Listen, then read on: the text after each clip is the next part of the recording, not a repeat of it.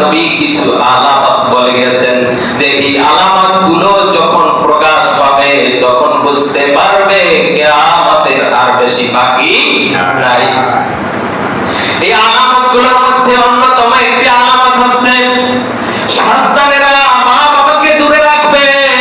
মা বাবার কথা সন্তানের কাছে ভালো লাগবে না, সন্তানের কাছে মা বাবার কথা বিষের মতো লাগবে। মা বাবাকে সবসময় দূরে রাখার চেষ্টা করবে, কিন্তু বন্ধু বান্ধব আত্মীয় স্বজন পড়শিকে আপন করার চেষ্টা করবে।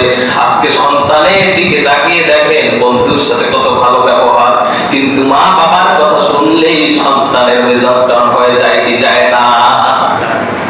বাপ মার কথা শুনলে সন্তানের মন মেজাজ ডাউন, বাপ মার কথা ভালো লাগে না, কিন্তু বন্ধুর সাথে কত সুন্দর আচরণ করে সন্তানের, আছে না? এখন সেইটা প্রকাশ পাইছে কি পায় না? প্রকাশ পাই গেছে। এটা একটা কিয়ামতের